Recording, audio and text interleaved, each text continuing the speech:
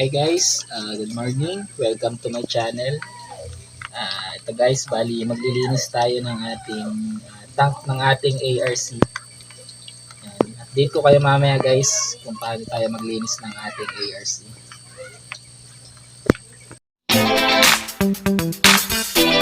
Samuel PH.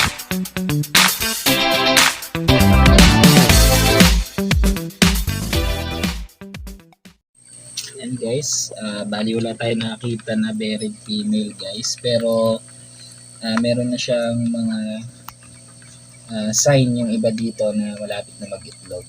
Kasi yung iba dyan lagi nang nakatiklop ang buntot. Yan, bali ito yung mga breeder size natin guys. Kasi itong female na to, ito yung walang claw. Yan, malapit na to mag-eggs. Guys. Tapos may nakita tayo nakamomolt lang, kaya inihiwalay natin guys. Ito. Yan, bali kanina lang siya nag-molt, kaya medyo malambot pa siya. Yan, bali inihiwalay muna natin guys kasi baka kainin siya ng mga kasama niya. Yan, kaya nilagay ko muna siya sa isang lagayan guys. Kasi ito yung ating mga pinaglagyan. Kasi ito, meron pa palang isa na ghost crayfish. Ayan guys, dalawa pa pala to. Ayan yung ating ghost crayfish guys.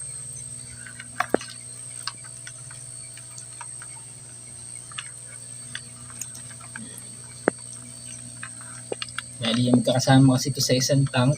Ayan yung ghost crayfish natin. Saka yung ating mga ARC.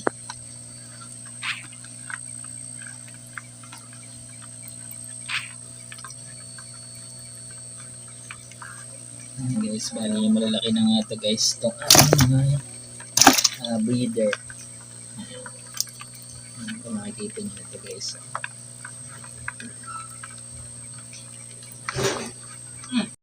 Kiss me every time. Guys, bali ganyan lang ako maglinis guys ng ating tank. Ayan, bali tinatanggal ko lang yung ating mga hides, tapos dinitrain ko siya dito sa ating air pump. Ayan, bali diretso siya dito sa kanal natin guys. Bali nagtitira lang ako dito ng tubig guys, siguro mga 20 to 30%. Ayan. Tapos tong mga natitirang pinagmoltan, hindi ko na tinatanggal yan kasi kinakain din naman yan ng ating mga ARC. Tapos, punta nga pala tayo guys mamaya sa ating mini farm. Yan, bali magdadala tayo doon ng ating hammerhead. Yan, update ko na lang kayo mamaya guys. Kiss me every time. Bali, nilipat nga pala natin guys yung ating PKBM. Ayan, bali nandito na sila. Ayan, dito natin sila i-grow out. Ayan. Bali, marami rin pala guys na ianak yung ating PKBM. Halos 60 plus yung ito yung mga fry na to. Medyo nalaki na nga sila. Ito yung dating naando sa ating tank ng ating ARC.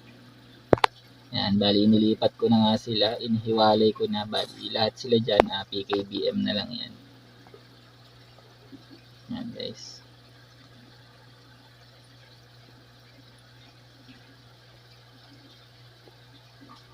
Kiss me every time. Ayan guys, punta tayo sa ating mini farm. Bali, ito nga, dala natin tong mga hammerhead, saka yung molly. Ayan guys, so nagdala na rin tayo ng mga pagkain ng isda natin. Ayan, update ko na lang kayo pag naandun na tayo guys. Kiss me every time.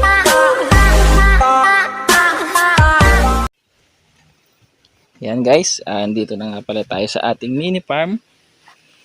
Yan, bali ilalagay na natin tong ating mga dalang isda guys.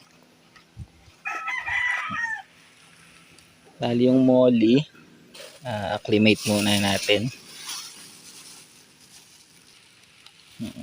Ito guys, ito yung mga fry natin ng mga molly. Yan. Acclimate muna natin dito guys. Tapos may dala nga rin pala ako ng asola. Kaya lang medyo mamamatay na to guys. Pero try natin i-survive. Lagay natin dito sa iba kong asola guys. Yan, mamaya natin buksan. Yan, tapos ito yung ating mga cream dory o hammerhead. Yan, bali may kasama yan na 3 pirasong tilapia guys. Yan, acclimate muna natin.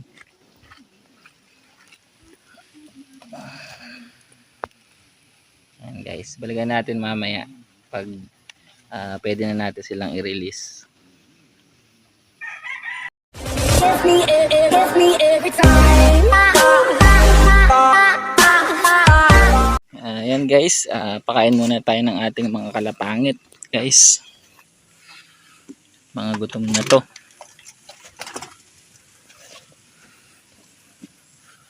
Mga nag-aantay na sila.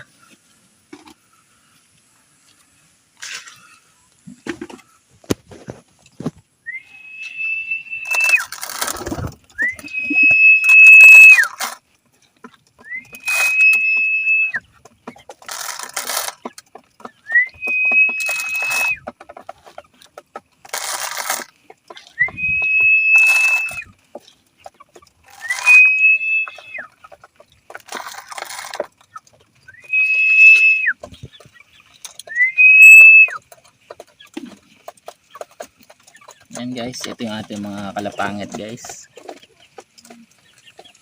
Medyo gumaganda na sila kasi nung kinuha ko sila yung iba lugon pa dyan guys. Saka nahaba na yung kanilang mga bagwis. Yan, kaya sa susunod guys, magpaparonda na tayo ng ating mga kalapati.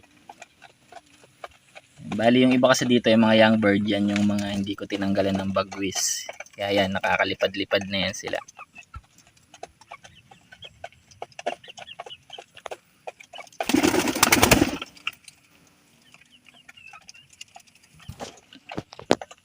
Yan guys, bali punta naman tayo dun guys sa ating ina-acclimate. Yan guys, bali pwede na natin siyang i-release. Bali nagdala tayo dito ng fry, tapos magha-harvest tayo guys ng mga medyo malalaki na ng mga molly. Yan, para meron na tayong pambenta sa ating mini aquatic shop. Yan guys. Itong dala ko mga almost 25 to 30 pieces din to. Tapos mamaya check natin kung ilan yung makukuha natin na mga pwede nang i-out.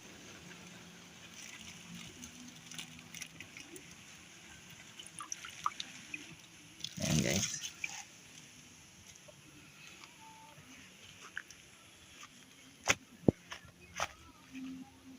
Tapos out na rin natin tong mga hammerhead natin guys.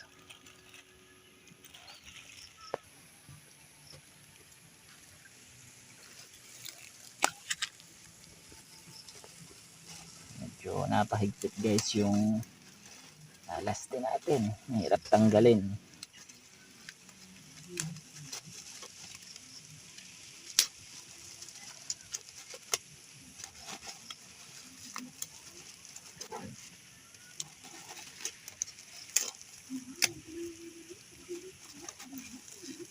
Bali release na natin to guys.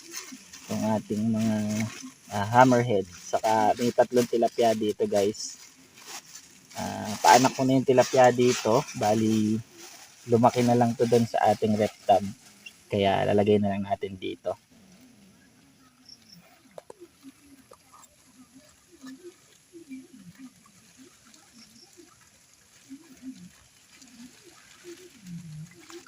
Ayan guys. Ewan ko lang kung nakita nyo yung ating mga pinakawalan.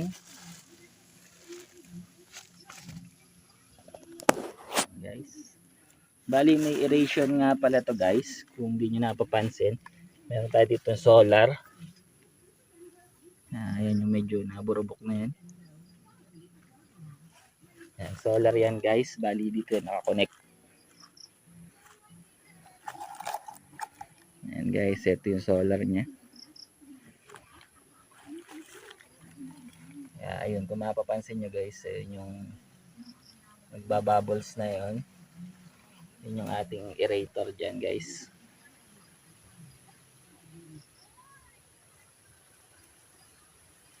Ayan, mukha namang gusto ng mga hammerhead natin yung bago nilang tirahan guys.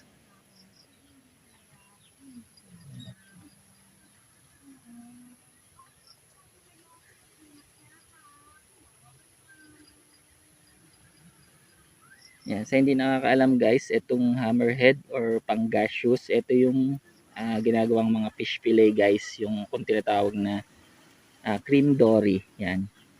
Yan din yan guys, bali lumalaki yan ng ilang feet guys.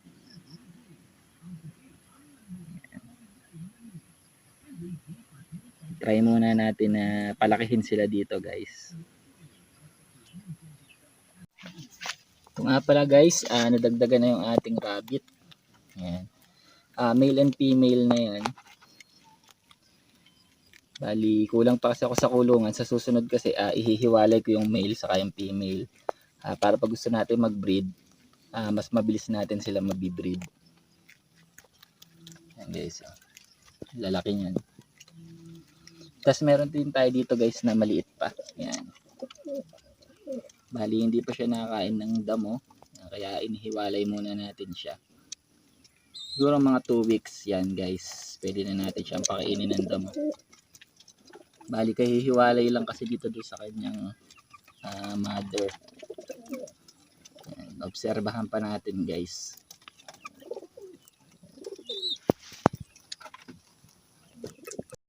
Kiss me every time.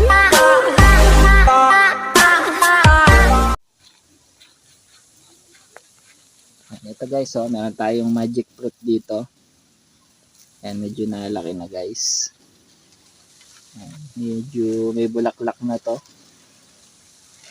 Ayan.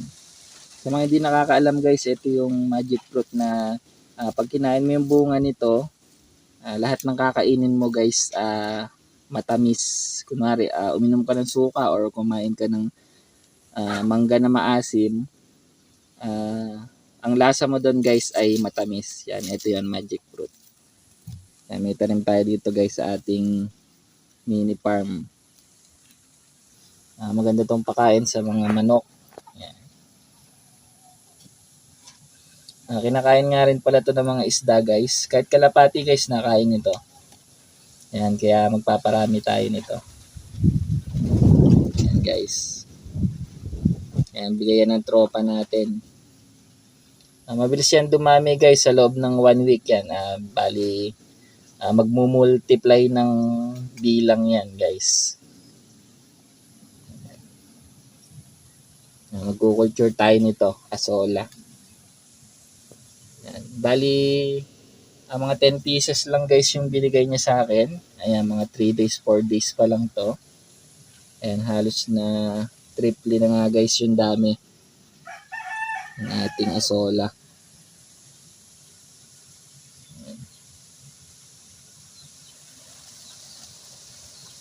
Tapos dito guys, dito yung mga molly. May na-harvest na nga pala ako guys ng mga molly.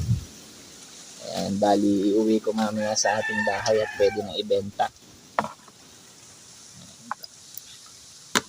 Ayan, sa inyo. Ayan.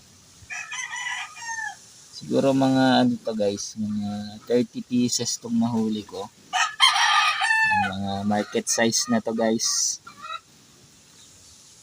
Ayan.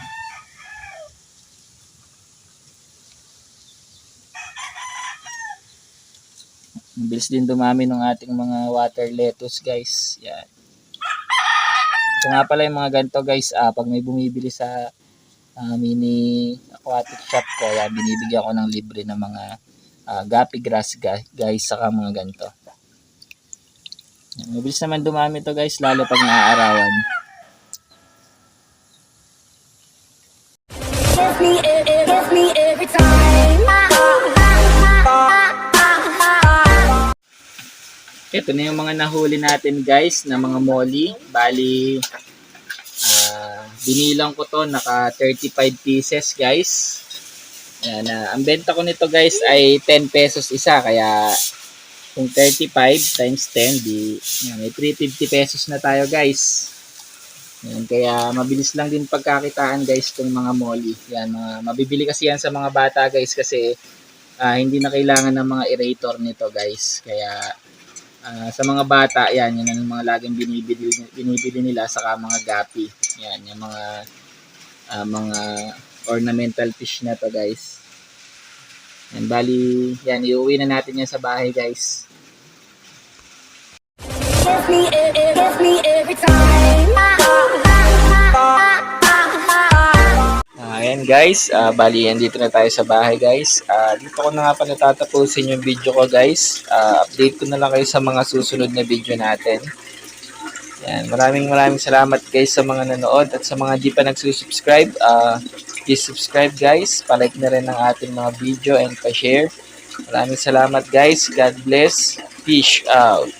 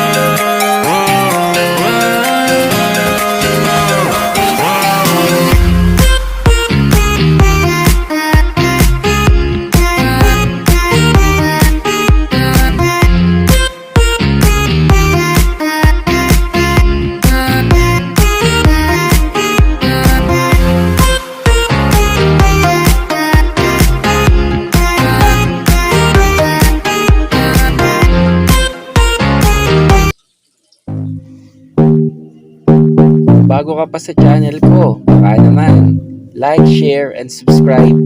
Salamat!